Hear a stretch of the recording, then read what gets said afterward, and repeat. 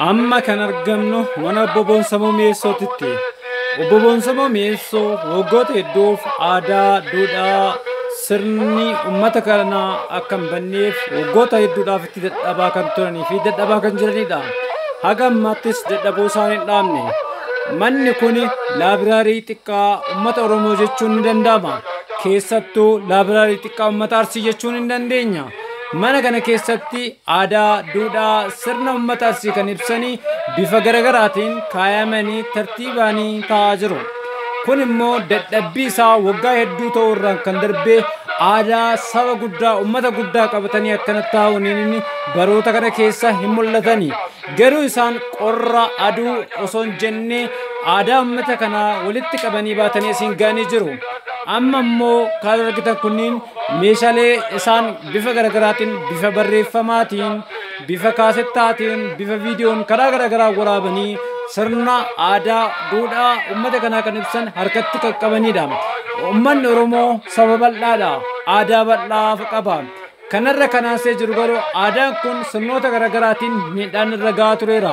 Obbo Boonsamoo Mi'eessoosis akkuma aadaa Oromoo irra karaa garaagaraan miidhaan gahaa ture, isaanillee sababa aadaa kanaatiif karaa garaagaraatiin miidhaan garaagaraa irratti akka ture ragaan oduu ba'u.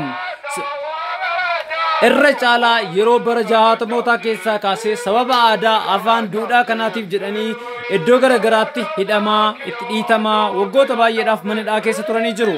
Kanarraa kan hafe akka uummanni dammaqee barumsa barachuu qabu karaa garaagaraatiin yeroo duraanii reediyoo jalqaba afaan Oromootiin darbaa ture irraa kaasee gaazexaa Bariisaa irratti karaa garaagaraatiin dhaamsa isaanii dabarfataa kan turanidha. Walaloowwan garaagaraa, ciigoowwan, afoola, sirna garaagaraa kan uummanni qabu kana artistoota hedduufis kennamanii ittiin beekamu. Kanarraa kan hafe obbo Boonsamoon sirna boonsaa, aadaa boonsaa, duudhaa nama gammachiisu kan uummata Oromoo keessatti uummata Arsii kana bifa akkanaatiin walitti qabanii kan jiran yoo ta'u, aadaan Arsii guutummaan guututti obbo Boonsamoo Mi'eessoo biratti hin argama jedhamee eeggamas yaadamas. Kanarraa kan hafe garuu aadaan kun bahee uummata bira ga'uu akka qabu nulleetti amanna. Aadaan uummata Oromoo bal'aan kun asitti hafee asitti caccabe yoo jedhee namni seenaa hojjetaa, seenaan namni darbaa, seenaan hin darbu.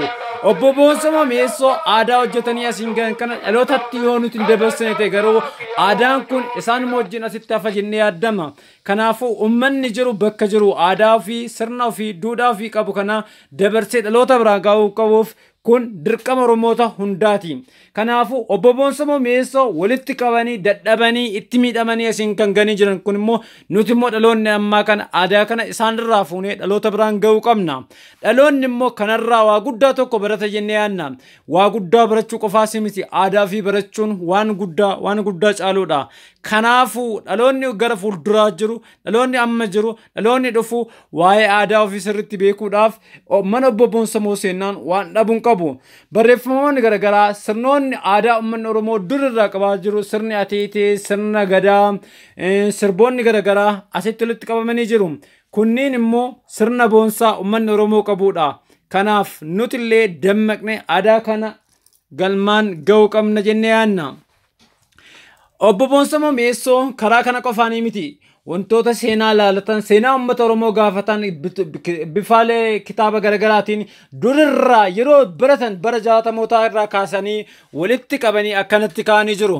Aadaan kun immoo namoota qorannoo afaan aadaa duudhaa uummata Oromoo irratti qorachuu barbaadanii fi karaa bana jennee yaadna. Kitaaboleen gosa hedduu kan asitti argaman kunniin wantoota uummata Oromoo ilaallatan, uummata Oromoo warra miidhaa turan, akkamitti akka miidhaa turan, gaazexaan, kitaabolee, barruulee garaagaraatiin barraanes keessatti argamu. Kun immoo uummata Oromootiif waan guddaadha.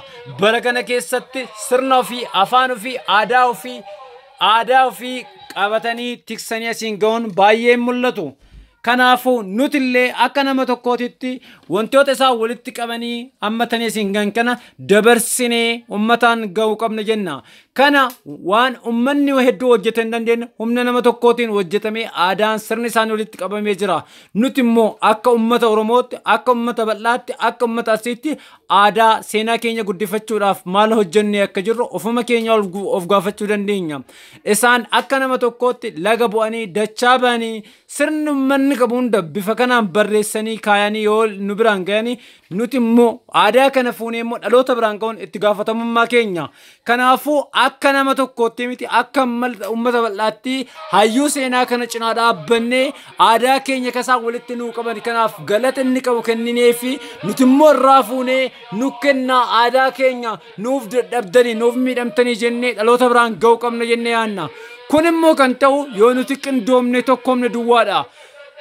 Yeroo dhiyeenya kanatti uummanni Oromoo karaa garaagaraatiin sirna siyaasa dur ture keessaa bahee sirna siyaasa haaraa sirna siyaasa jaalalaa kan uummata Oromootiin dursamutti bira ga'ee jira. Kanaafuu sirni kun immoo daraanuu aadaa keenya akka guddatuuf karaa kan nuun banuu fi uummanni Oromoo yoo hubatee dammaqee ka'e sirnaaf aadaa fi kan bakka barbaadeen ga'uutti danda'udha. Kanaafuu akka nama tokkootti aadaan sirni duudhaan uummataatti kun bakka yaaddame ga'uu qaba. Uummata bira qabu qaba. Dhalattoonni Oromoo dhufan arguu qaban jennee yaanna. Bara kana ispeeshaalii aadaan Oromoo bahee mul'achuun baay'ee mul'atu. Aadaa karaa garaagaraatiin waan garaagaraatiin walitti makameedha kan jiru. Kun immoo sirnoonni darban waan aadaan Oromoo irraan gahaa turanidha.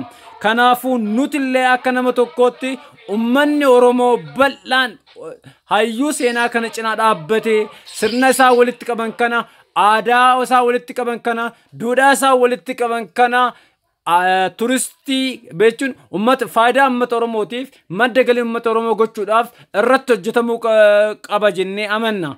Kanaafuu akka nama tokkootti akka uummataatti akka biyyaatti wanti godhamuu qabu jennee yaannu inni guddaaf inni ijoon kan isaan walitti qabanii sinuungan kana karaa kamiin gara uummataatti dhiyeessine isa jedhu itti yaadama waan qabudha. Kun akkanumatti hafee jennaan boru namni isa yaadatu hin jiru. Seenaan ummataa walitti qabame seenaan ummataa bifa kanaan walga'e kuni daaraa ta'ee hafuu hin qabu. Kanaafuu nullee akka nama tokkotti inni barreessuu danda'u barreessuudhaan inni katabuu danda'u katabuudhaan inni hojjechuu danda'u hojjechuudhaan inni immoo karaa sirbaan karaa garaagaraatiin waan dandeenyuun aadaa kana cinaa dhaabbachuu qabna jennee amanna. Kanaafuu kun waa guddaa uummanni Oromoo qabudha. Kun immoo laabraarii guddaa uummata Arsii jechuu dandeenya. Laabraarii xiqqaa uummata Oromoo yookaan laabraarii guddaa uummata Arsii jechuu dandeenya. Aadaa uummata Arsii, aadaan sirni uummata Arsii, dubbiin isaanii, haasaan isaanii wanti hafe hin jiru. Kana immoo obbo Boonsamoo Mi'eessoo gaafachuudhaan bal'inaan isiniif kan dhiyeessinu ta'a. Nagaa nu ta'a, nu duukaa baasin hin jenna. Jechoota akkanatti wali qaba. Amma hiiketti kennaa jira jechuudha kanneen. Indigenous words kan jedhan kanneen baay'inaan walitti qabaa ture. Jechoonni kunniin kun ammoo fakkeenyaaf kun jechoonni haga ammaatti walitti qabamaa turan bifa kanaan. Kun amma warra hiiketti kennee baay'ee indigenous words yookiin ammoo jechoota xabboo kan dagatamaa turan kan yeroo baay'ee aadaa ibsan, seenaa ibsan, eenyummaa ibsan, gootummaa ibsan. Enna waa hedduu isaanii kan sirna gadaa ibsan bifa kanaan akkanatti walitti qabaatu. Kana qofaa miti kana hedduu deebi'utu jira jechuudha. Hamma danda'ame hiiketti kennaa jaarsota illee mari'achiisaa turee jira jechuudha. Kun ammoo maali jechoota eebbaa jechuun maqaa adda addaatti baasaatiin bifa adda addaatiin jechoota hedduu kan walitti qabaatu. Kunniin yeroo ammaa kana garuu odoo humna qabaadhee kan barreessuuti kuusaa jechootaa tokko looga Arsii tokko qophaa'ee waaltina afaaniitiin yookiin biiroo aadaa fi turizimiitiin qaamota akka biiroo barnootaa, biiroo koominikeeshinii akkasumas miidiyaalee adda addaatiif odoo kennanii rakkina afaanii looga irratti qabaniif jechoota saayinsiitii jechoota adda addaa haaraa itti hiikuu danda'an isaanii rakkisu jechuudha. Kanaafuu lammaffaa afooladhaa afoolli Arsii walitti qabamee jira isin biratti afoolli Arsii kitaabota baay'ee irratti hin baane kun immoo akkamitti uummata bira gaa jettanii yaaddu? Afoola irratti illee waa hedduu walitti qabee jira. Kun hundinuu kaati agartu gabaabumatti kunniin kaati agartu kun hundinuu afoola bifa adda addaatiin walitti qabaa ture. Jechoota qofa odoo hin ta'in afoola baay'inaan walitti qabaa ture jechuudha. Afoolli kunniin walumaa galatti bifa sadiin walitti qabaa ture. Afoola Afoola gosa meeqatu jira? Afoolli hedduu. Afoolli yoo jennu afoolli baay'inaan jiru jechuudha.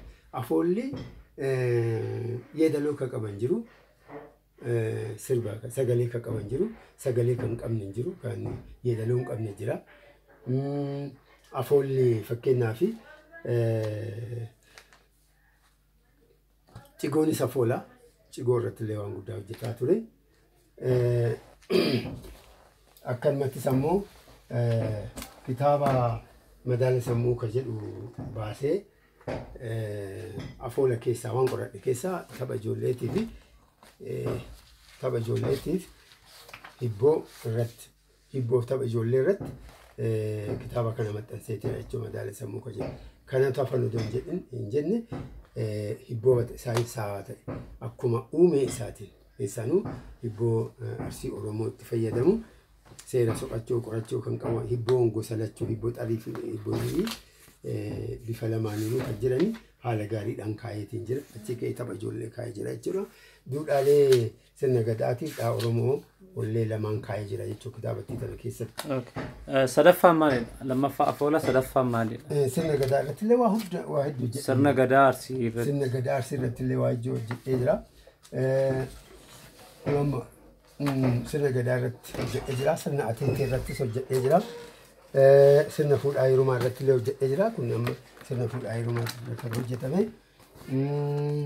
Sirna fuudhaa heerumaatti bal'inaan hojjetee jira jechuudha. Barreeffamni kunis ammoo sirna ateetee irratti bal'inaan hojjetee jira. Sirna eebbaa irratti illee hojjetee jira. Eebbaa irratti hojjetee jira. Akkanumattis ammoo kuusaa afoolota adda addaa bifa kanaan oduu durii, tapha ijoollee, mammaaksa, cigoo, geerarsa, weedduu fi kan kanneen fakkaatu irratti bal'inaan hojjedheera jechuudha.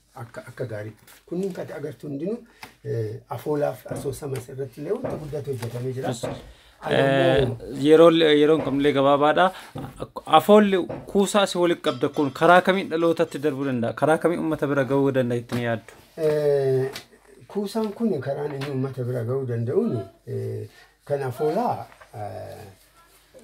barreeffamaan jechuudha. Barreeffama gara barreeffamaatitti deebi'uudhaan duraan dursee jechoonni kunniin odoo barreeffamanii kuusaan jechaa tokko looga arsii qabate barreeffamee odoo hojiirra oole kan jedhu yaani. Bifa barreeffamaatiin miidiyaan maal gochuu qabu ittiin miidiyaanis bifa miidiyaati. Miidiyaan yoo barreeffamaan bahee fi yoo individuaalii dhufee gaafiif deebii godhe qofa waan xiqqoo kan argachuu danda'u. Gara miidiyaan bal'inaan argachuu kan danda'u bifa barruuleetiin akkanumatti ammoo bifa kitaabaatiin maxxansanii kitaaba uummata bira akka bira gahuu godhani guddisee gaariidha. Miidiyaanis waan barreeffame waan hojjetame irratti waan guddatu hojjetame. Qorannoo hambaalee kunniinis hambaaleen nu qabnus hedduutu jira. Hambaalee kanarra bifa adda addaatiin kaayaatiin ture. Hambaaleen kenna bal'aadhaan beektanii hambaaleen kun hambaalee qabatamoo fi qabatamoon ta'in jennaan tangible and intangible kan jennu kunniin bal'inaan jiran. Kunniin ammoo akka godina kanaatitti baay'ee bal'ina qabu. Hambaaleen kunniin haga ammaatitti hambaan kun uummata adaarsi waan ilaalatu hunda akka walitti qabdanitti ilaalama. Kun immoo uummata bira gahuudhaan tokkoffaan bifa barreeffamaatiin, lammaffaan karaa miidiyaatiin, sadaffaan immoo uummanni maal gochuu qabu jettanii gabaabsaati sa'aatii waan hin qabneef. Hambaalee kanaan kan wal qabuu danda'e akka hin banneef garuu akka badaa jiran waan beekuuf humna qabaadheen barreessuuf odoo hin ta'in walitti qabee guyyaa isaa haa eeggatu. Gaaf tokko maxxanee hojiirra oola jechuudha. Uummanni Oromoo hundinuu itti yaaduu qaba. Bifa adda addaatiin yuunivarsiitii Finfinnee irraallee biyya irraallee qorattoonni hedduun isaanii ni dhufu. Yoo dhufanii jedhan kana yoo na bira argan dinqisiifataatiin deeman. Hambaalee bifa kanaan ka'a jechuudha. Hambaalee kun akkanatti ka'a maalirraa akka hojjetu fakkeenyaaf amma maqaa isaanii finiina maalirraa akka fooniif dhadhaa irraa hojjetama. Kun mana obbo Boonsamuu Mi'eessooti. Manni obbo Boonsamuu Mi'eessoo mana kuusaa aadaa Arsii jechuun hin danda'ama. Mana kuusaa aadaa Arsii kana keessatti argamne nullee har'a obbo Boonsamuu Mi'eessoo wajjin waan isaan walitti qaban kanarratti mari'achuuf jirra. Wanti har'a irratti mari'annu inni guddaan wanti walitti qaban kun maal akka ta'ee fi karaa kamiin gara uummataa akka ga'u gaggabaabsanii nu ibsuu nu wajjin taasisaniin jenna. Ani Boonsamuu Mi'eessoo jedhama. Yeroo barataa irraa qabee haga hojii mootummaa barsiisummaa fi hojii waajjira aadaa fi turizimii galii irratti waggaa dheeraaf aadarra hojjetaa ture. Akkuma kuusaa irratti argite kana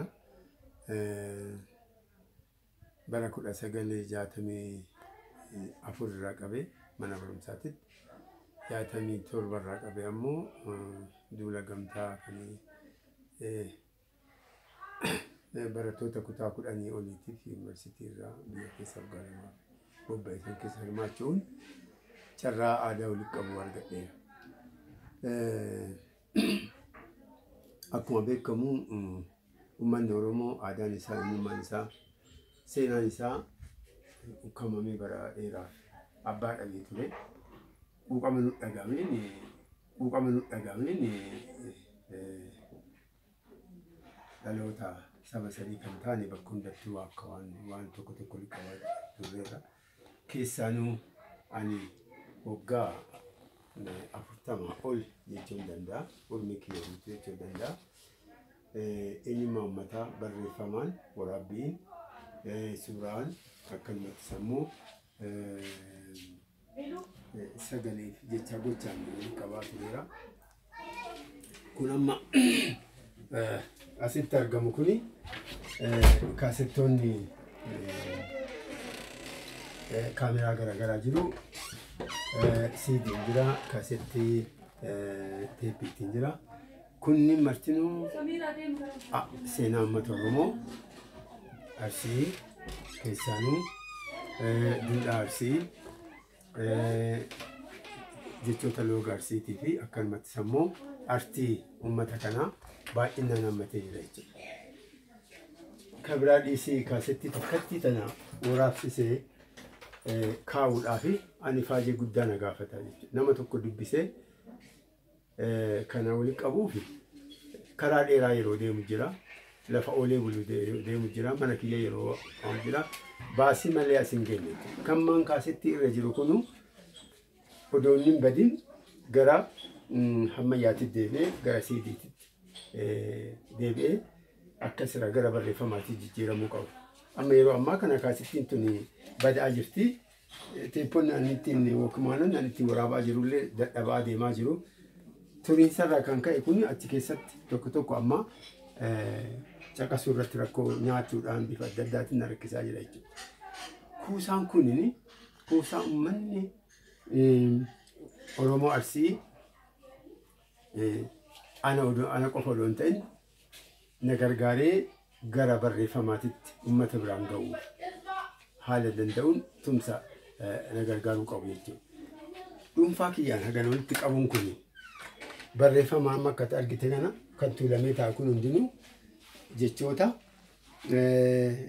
akkanumatti afoolota duudhaalee sirna gadaa irraa qabee sirna ateetee irraa qabee sirna gumaa irraa qabee sirna araaraa irraa qabee akkanumatti sammuu sirna gumaa irraa qabee kana tafe odoon jedhi waan Arsii Oromoon qabu bakka jiru hundaa abuuree gaara bahee dhooqa bu'ee mana kiyyatti waamee bakka isaan jiran bira dhaqee bakka waa itti abuure fa'a waraabaa ture. Yoomirraa nan yaadadhaa ijoollummaa irraa bara 1967 lafa guyyaa tokko deemee jaarsa beekaa jiddoon shigidaa kolaasoo kan jedhan jiddoon dhaqee isarraa kan waraabee amma asirratti kaayi kuni baasii yoo san ijoollummaa irraan barataa ta'ee an baasee achi ga'u sun waan guddaadha. Achirraa qabee haga ammaatitti baasota kanneen kan amma qubee afaan Oromoo Amaaraffaatiin walitti qabe kunniin bara dheeraa warra na wajjin turan jechuudha. Ka'umsa kan argadhee haga amma barsiisaallee ta'e waan biraati miti. Mana barumsaa keessa gumii ijaaree aadaa fi afaan duudhaa uummata Oromoo walitti qabu. Hambaalee uummata Oromoo walitti qabu qabatamaan. kun ammoo deemee amma sadarkaan ani irra jiru waliin qabuu malee kitaaba takkatti qofa as keessaa kan sheeferee baase waliin qabuu malee anini amma ummanti tumsa ummataa na barbaasa jechuudha. Tumsa nama quuqama qabu akka beeku qabani barbaadu ammoo ummanni Arsii eenyummaan isaa hin barreeffamne gammaatitti. Loogni isaa hin barreeffamne, afoolli isaa seeraan hin barreeffamne, duudhaaleen isaa akka sirna gadaa atee ta'ee sirna kootti dhufee sirna gumaa sirna fuudhaa hirumaa kunniin seeraan guutameetiin akka ummati kun dhaloota dhufuutti hin kaa'amne jechuudha. Qabeenyi kun anitti walitti qabamu qabeenya ummataati. Qabeenya ummataa kana ammoo yeroo ammaa kana wal qabannee tumsinee akka Oromoota naannoo biraatti fakkeenyaaf yoo Boorana fudhanne Boorana amma nama tokko tumsanii haaromsa jaarraa Booranaa jedhame aadaaf jaarraa haaromsa aadaa Booranaa jedhame jildii tokko haga jildii hedduu deemanii jiran jechuudha wal gargaaraa tumsaniiti. Nu ammoo amala akkasiisan hin qabnu haga ammaatiin carraan akkanaa kun uummata kanaaf godhanne jechuudha. Kanaafuu ani kan barbaadu dhufee ragaa kana na waliin ilaaluu hin danda'a. Kanaafuu an tumsa barbaada uummata biyya keessaatii biyya alaatiin namni uummata Oromooti eenyummaan isinit dhagamu. Duubatti hafiinsi keenya isinit dhagamu. Jechoonni keenya waal ta'anii jiran. Jechoonni keenya kuusaa jechoota keenyaatiin kan ibsan hedduun isaanii dagatamaa jira. Jechoonni nu ibsan seenaa ibsan eenyummaa keenya ibsan dagatamaa jiru. Kana bifa adda addaatiin waliin qabee jira. Kuusaa jechoota guddaa tokko qabuu danda'u. Harki duwwaan fuula ibsu kitaabattii tanaa akka itti maxxanseenyatu beeka. Namoonni muraasni naa tumsanii kaan ammoo mana qabsiiseetiin ani maxxansuu danda'a. Yeroo ammaa maxxansan garmalee ol ka'ee jira. Kanaafuu kuusaa kanneen kanatu hafin jedhin kan waliin qaban bifa adda addaatiin bifa suuraatiin bifa sagaleetiin kaadha artistoonni keenya itti boonuu danda'a waa hedduu waliin qabe kun gama hundaanuu gara barreeffamaatti jijjiiramuu qaba. Bifa kitaabaatiin bahuu qaba. Bifa artiitiin, bifa diraamaatiin, bifa fiilmiitiin akkanumattis ammoo sagaleenis akka hojiirra oolu godhamuu qaba. Kana godhuuf ammoo tumsa na barbaachisa. Qabeenya eenyummaati. Haga dhaatitti haga mana edaatitti an kanuma hojjetaa jira. Haga har'aatitti amma har'a guyyaadhaa jaarsota ciccimoo gadaa irratti hubannoo qaban jedhe. Sirna gadaa irratti haga ammaatii gadaa harkaa qaban jedhan guyyaa lama bira oolchee bira bulchee waa hedduu irraa waraabee jira jechuudha. Kanaafuu sirni gadaa amma Oromoonni hundinuu sirna gadaa isaanii baallii walii dabarsanii cidha godhatanii addunyaatti illee beeksisanii nullee boonsanii jiran. Kakanan godhin kan duubatti hafinu. Gadaan keenya barreeffamuu qaba, qoratamuu qaba, barreeffamee uummata bira ga'uu qaba. Sirna kana ammoo akkuma agarsiisuu qabna, sirna baallii walirraa fudhachuu kan agarsiisuu qabna. Gama biraatiin ammoo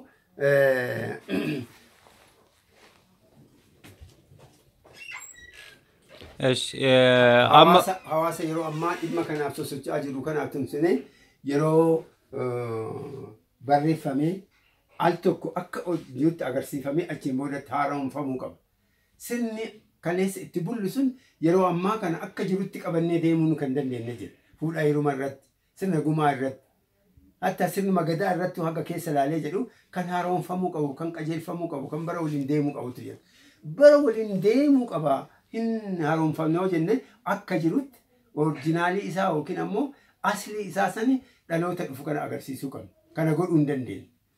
Kunini garmalee qaamolee yookiin qomoo Oromoo keessaa yeroo ammaa kana eenyummaan isaa kan duubatti hafe ni yoo jedheetiin jedhanii dubbii kana harbaqeessuu miti. Yookiin ammoo waan jirre dubbachuu biyyaa. Adda lafatti yoo ilaalle barreeffamni takkatti wabii ittiin taa'anii jiru. Warri aadaa kanarra qoratan yuunivarsiitii dhufu bakka hunda qoratanii ittiin eebbifamanii dookumentii keessa ruuqanii akkasiin kaan bifa kitaabaatiin kame gadaa irrattuu qorachiifne jira. Hedduu namni biyya alaatti biyya keenya qoratanii jira. Innaa hambaalee bal'ina hin qabne hambaalee aadaaf seenaa godina kanaa godinaalee Arsii keessa jiran eessumattuu kan argamuu hin dandeenye. Kan gabaa irratti argitan kan. Meeshaan nyaataa, ka dhugaatii, ka aannanii, ka faayaa adda akkuma amma albamii irratti argaa turtan kanneen. Kanniiniif amma maal nu barbaachisa? goda hambaa takkacha ummanni gobbuu hagana ga'u bal'inna haganaa qabu ummanni bal'inna haganaa qabu ummanni aadaa boonsaa akkanaa kana qabu goda hambaa takkatti hin qabu baaleen jiru arsii bahaan jiru arsii lixaan jiru kun maal agarsiisa gar malee duubatte angama kiyyaan itti qaanayaa jira gama kiyyaan natti dhagamaa jira na cinqaa jira na rakkisaa jira jechuudha riba na dhorgaa jira jechuudha waan quuqama dhabaniif sin kun bal naannoo biraatiif madda galii godhatanii hedduun ittiin deemanii jira hedduu barreeffamaan wanti ba'u hundinuu amma tokko eenyummaa mataa ibsu beeksisu achiin boodatti ammoo madda galii ta'a kana bifuma kanaanuu madda galii guddaa ta'a madda hawataa ta'a amma sirni ateetee sirna ajandaa jedhu saniif yookiin kan biraa naannoo biraatti dubartii ilaalchee hojjetan fagoo garagara jechuudha. Gosa shanii jira gochaa jechaan ijaa'iba kan agarsiifneetiin uummanni argee sammuu keessaa qabu. Arganiituma laalaniituma hidhii xuxatanii biraa deeman martinuu jechuudha. Akkuma sirna gadaa sirni ateeteetu waal ta'uu qaba. Waggaa waggaan sirni ateetee sun sirni asaraa sun haadhummaa waaqummaa jedhanii raawwataniitiin wayyooma dubartii kennan san walqixxooma dubartii kennan san inna kana waggaa waggaan kabajjine ummata kaawwaniifu fakkeenya ta'uu kan qabnu jalqabamee akka godina kanaatitti waggaa yeroo lama kabajjine guyyaa dubartii jenne yookiin guyyaa ateetee jenne asaraa jenne waan addaa tiriitii addaa agarsiisa addaa uffataan faayaan jechaa gochaa agarsiisaa ture kun amma dibamee hafeera.